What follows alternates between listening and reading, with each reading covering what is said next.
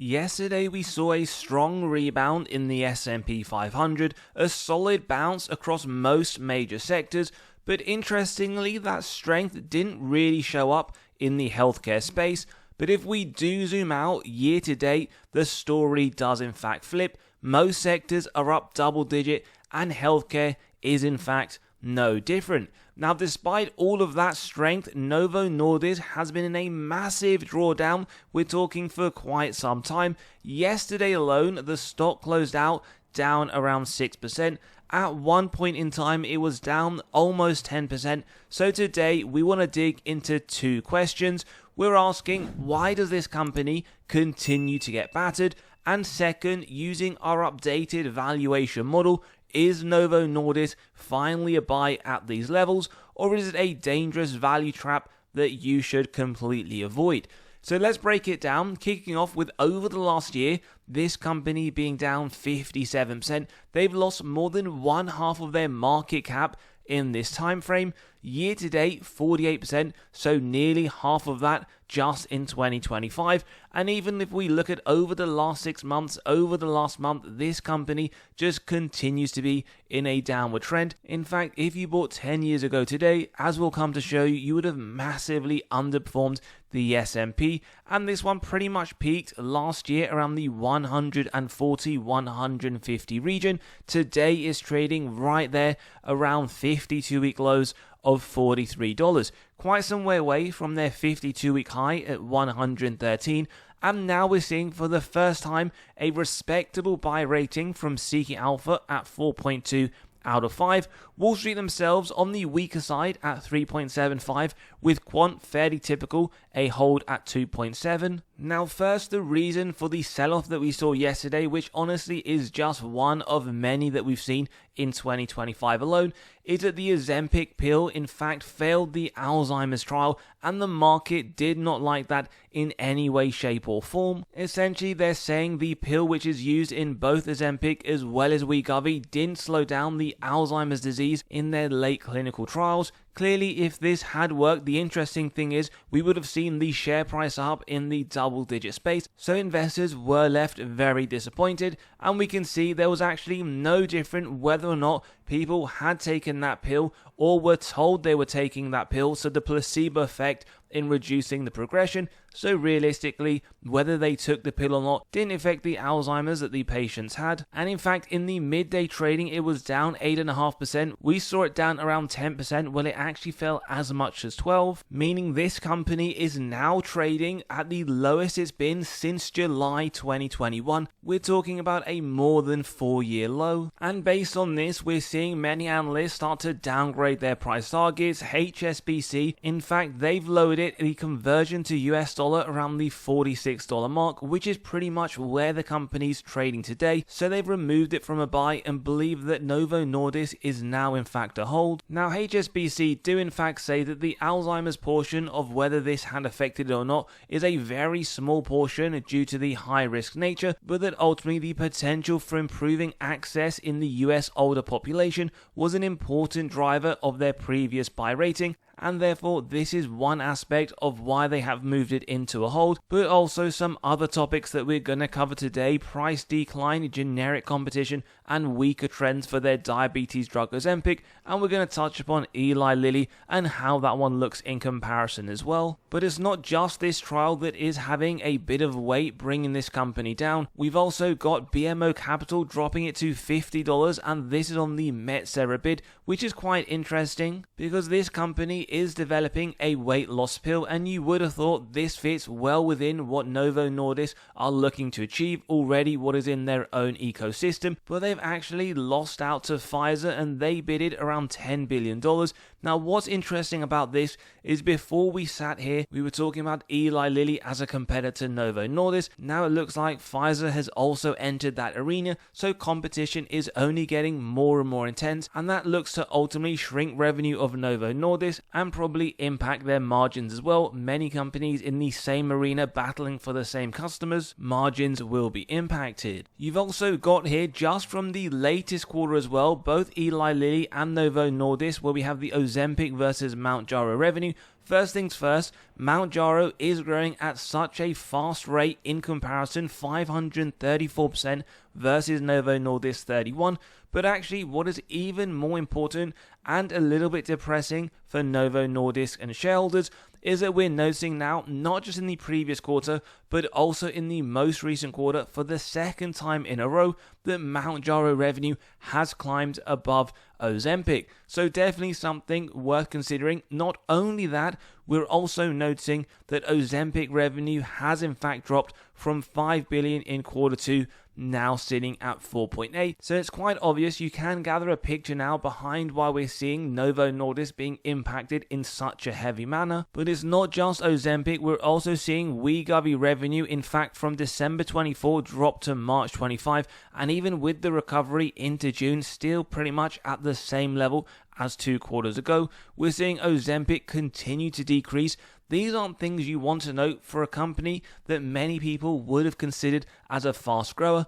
That does look to be a change in narrative now. Their growth is definitely starting to slow down. And as we mentioned, when HSBC moved their rating from a buy to a hold, we noticed Trump was talking a lot about these weight loss drugs like Ozempic, that they should be coming down, that he wants to see these prices a lot lower, a lot more accessible to the population. And that is exactly what we got. Novo Nordisk cutting those prices.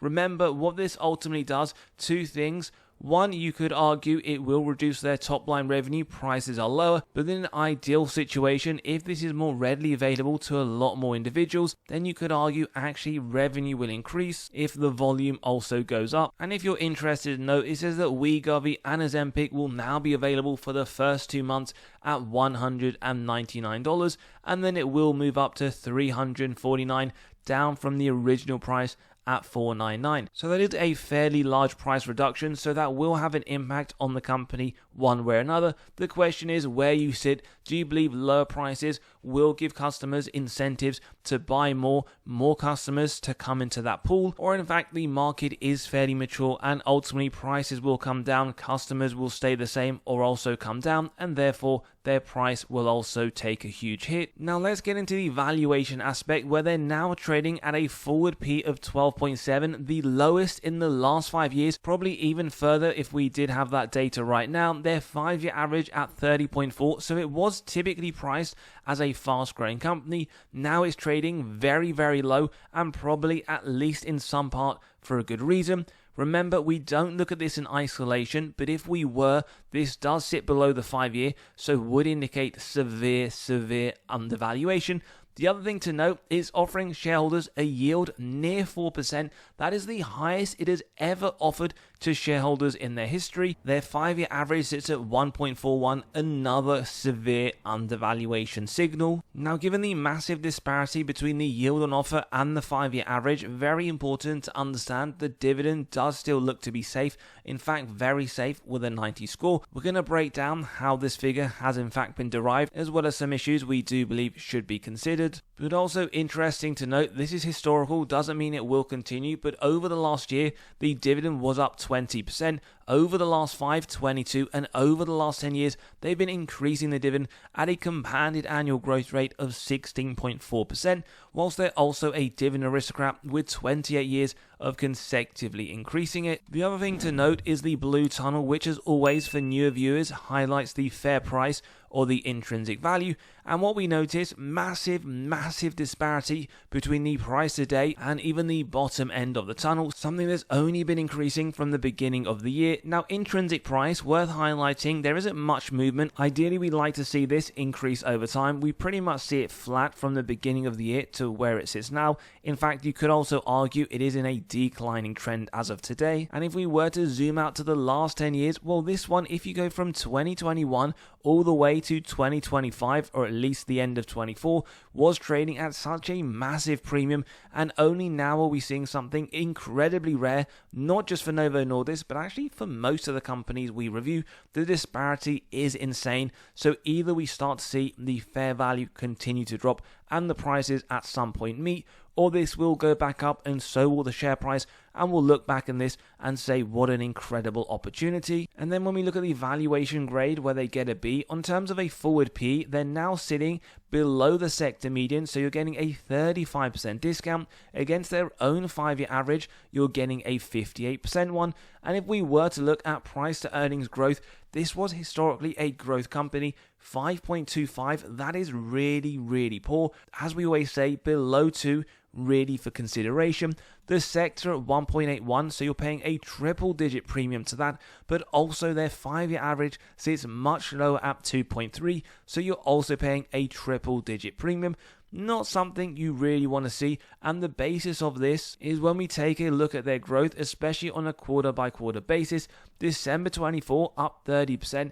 This has now come all the way down to mid-single digit in that latest quarter. So there are clearly issues why the company's been battered. We need to understand though, is this now a value play or something that is only going to get worse and worse and the drawdown only more and more significant? Because really, when we do look at their growth, revenue is up 17% last year, expected around 12 to 13 over the next 12, which is still above the sector median around the mid-single digit, but they're now growing slower than they have done over the last 5 years. But the real kicker here is the earnings per share is only projected to grow 2.4% over the next 3 to 5 years, well below the sector at 10%, significantly lower than their own 5-year average at 15%. So clearly there are some worrying concerns for investors as well as management as to whether or not they can turn this around. But look, they are still a very profitable company where we sit at an A+, 83% gross margin, well above the sector, little bit below their 5-year, pretty much in line in all honesty. Their bottom line margin, 33%, well above the sector, which is barely profitable at 0.5%. Also not too dissimilar from their 5-year average, whilst also generating a lot of cash from operations, near 20 billion, when their 5-year average much lower at 13. Now you might be asking, how does this compare to Eli Lilly as we touched upon earlier? Well, it's up 42% in the last year, year to date up 39%, and you can see this one for the most part has just been trending up very strongly over the last 10 years as well, up more than 1,100%, sitting at 52-week and all-time highs at $1,076. Now bear in mind, this was one we covered not that long ago where it was at its 52-week lows, calling this a strong buy. Insiders were loading up. In fact, 7 different insiders were adding significantly to their portfolio. Hopefully you saw that video, but if not, make sure you are subscribed, notification bell is on. We will make you aware when there are strong undervalued opportunities like Eli Lilly was at its 52-week low. Also, we note here a double respectable buy from both Seeking Alpha and Wall Street, something we didn't see from Wall Street for Novo Nordisk, and another hold from Quant, but very near the 3.5 to flip it into a buy. Now look, whilst their valuation does get an F, they're trading at a triple digit premium to the sector overall. Price to earnings growth, very attractive, 1.4. We just saw Novo Nordisk at 5.25, so they're actually trading at a double digit discount both to the sector and their own 5-year average, where likewise their growth is incredibly strong, significantly better than Novo Nordisk, up 45% last year, up 30% projected over the next 12, which is significantly higher than their 5-year average. Eli Lilly is growing much faster. And talk about EPS, where we saw Novo Nordisk at around the 2 to 3%. Eli Lilly projected 32%, well above their own 5-year. So it's a company growing much faster than their already impressive 5-year data, and likewise incredibly profitable. Not only that, we're seeing massive improvements. We're seeing 83% on their gross margin, above their 5-year at 78%. Bottom line, 31%, well above their 5-year at 21%, whilst also generating a lot of cash from operations, 16 billion versus 7 billion. So you can already tell which company has the higher quality, but that is also very apparent if you just look at the forward P, where it sits at 35, only marginally below their 5-year average of 37.7. So you could argue slight undervaluation. We noticed the yield, nothing like what we saw from Novo Nordisk at 0.6%.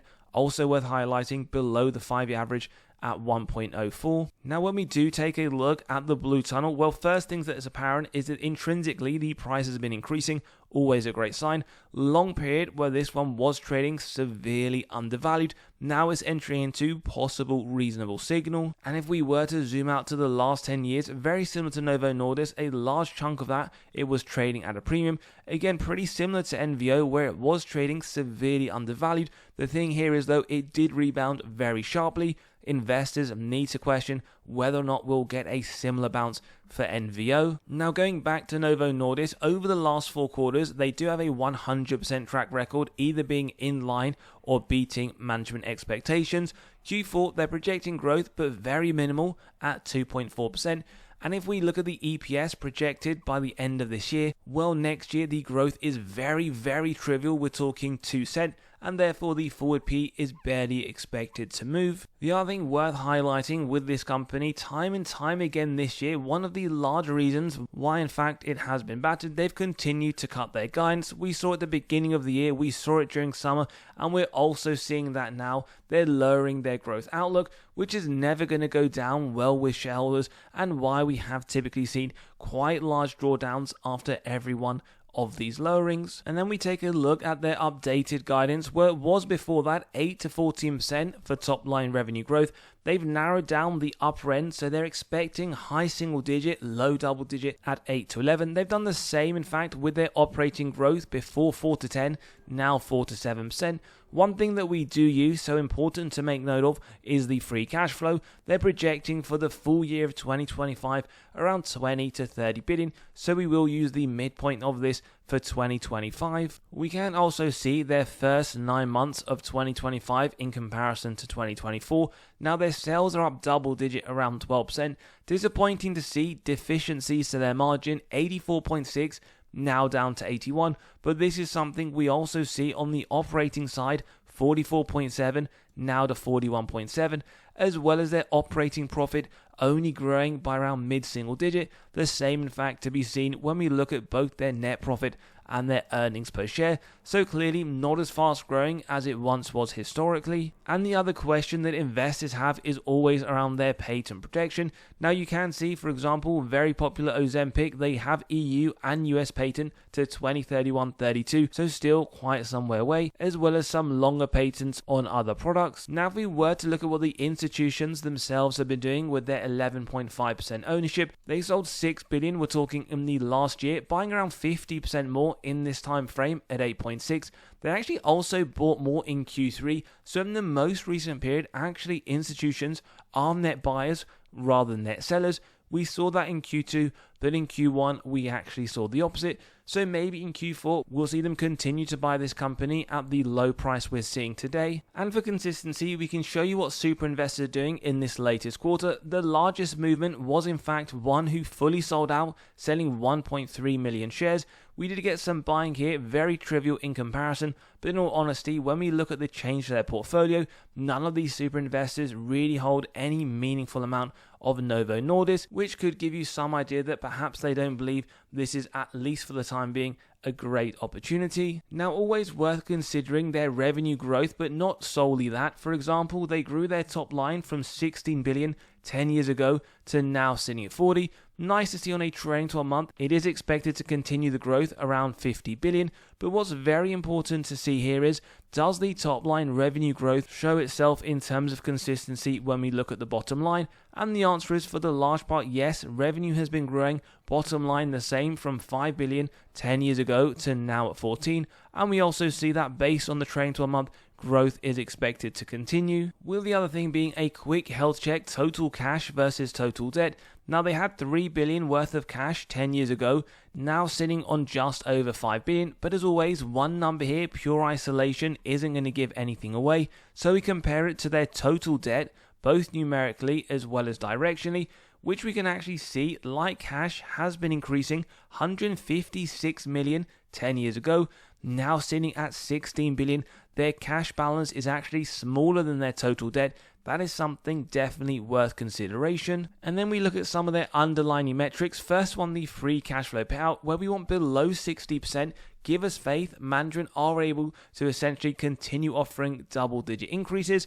And bear in mind, whilst we do have earnings data here, not something we typically look at because it is susceptible to manipulation by management through accounting. Now, below 60% is what we have got for the large part, but from the lows of 2022, it has been increasing, now sitting at 85. What we would say here is not that a dividend cut looks to be on the horizon, but perhaps we might not get as strong increases as we have noted historically. The other thing is free cash flow per share. We want consistent growth over the longer term. It stayed pretty much stagnant over the last year and now projected to drop over the next 12 months. Definitely not a good look. Sales growth, double-digit increases is what we have noted over the last 4 years. We just saw for 2025, they're projecting around 8 to 11%. So definitely a large drop from what we have seen at least in the last few years. Where on a total sales basis, they've pretty much increased their revenue by around 3 times. The other thing here is for a company that does now offer a very attractive yield, what does the shares outstanding look like? Because as always, when companies do share buybacks, they're effectively returning excess cash to investor pockets.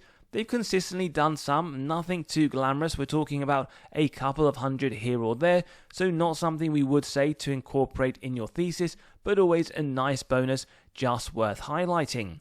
Now, ROIC, one of our favorite metrics, you typically want to see 10% or more to give you faith management are able to effectively allocate their capital. Still, even with the decline, looking very strong at 44, 43 on a trailing 12-month basis. And the other thing here is margins. Are they increasing? Are they above the minimum? Yes, they're above the minimum. Yes, they're increasing. Looking very strong at 49% on a trailing 12-month. And no worries with the free cash flow, it is above 5%. The only thing is it has been decreasing over the last few years, so maybe one just to keep an eye on. Now the next one and final one here is the net debt to EBITDA. We want below 3, where the numbers you see below are the number of years it would take them to pay off all of their debt net of cash on hand. This one does correlate to the balance sheet strength, dividend safety alongside the free cash flow we just looked at. 0.46, not that bad. To be fair, we did just analyze the cash versus total debt. Just something we would say keep an eye on. Ideally, we want it to stay around this level and not start to move up in an increasing nature. Then we can compare this company against others in the sector, similar size as well. In fact, when we look over the last year, they're the worst performing, down 56%, even including reinvesting those dividends. That already tells us that this isn't a sector-wide issue. It's specifically isolated to Novo Nordisk. Eli Lilly up 43%, one of the better performing, and then we get a few that haven't formed that well, but still are at least in the positive. Zooming out over the last 5 years, MVO up 49%, Eli Lilly up 678%.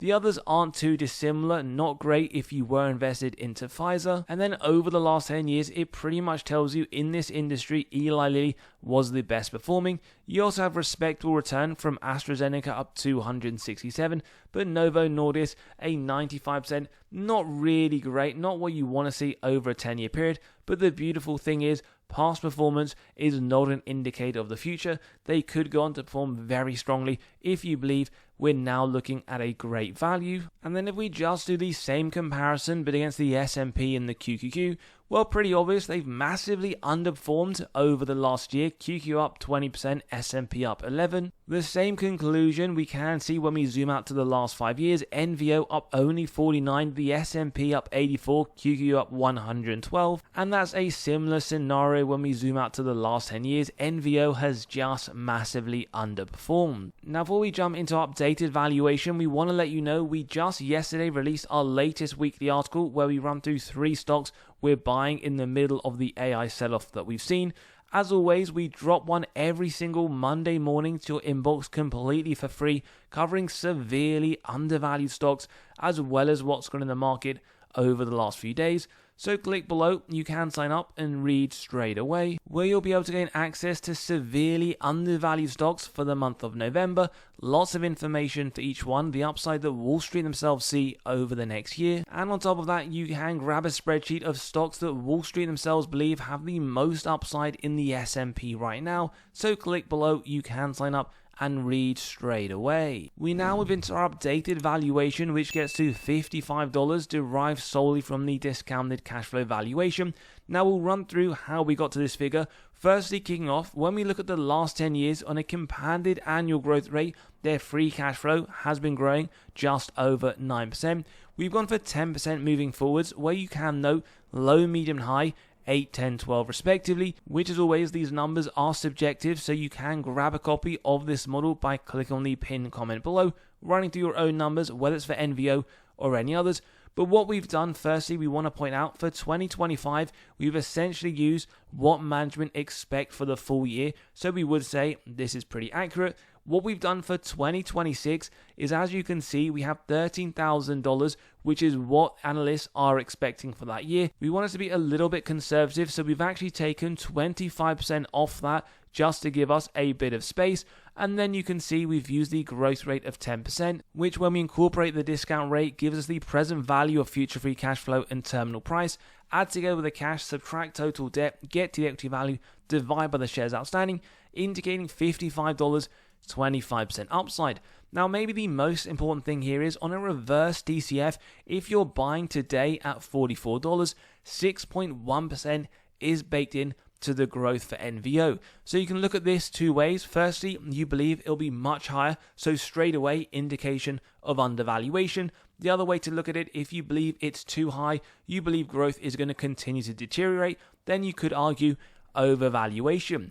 At the 10% though, we have 25% upside. If you believe that's too high, well at 8, $49, 11% upside. And if you believe these numbers are way too low, well 12%, $62, 41% upside.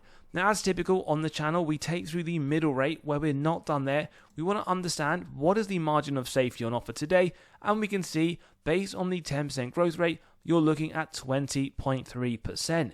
Now remember, typically we do like to start here at 10%, where we would buy if it met the 3 golden criteria. That is a wide moat, strong financial metrics, good forward-looking data. So at 20% MOS, do you believe now NVO is a strong buy? If you wanted 25, a buy at 41. At 30%, a buy at 39. Wall Street, as we've just gone through, on average, they see this at $60, which indicates 36% upside. So today, NVO 20% MOS, 36% upside. But if you're someone that wants to see this at the higher end of 12%, well, naturally, you are getting a larger margin of safety of 29%.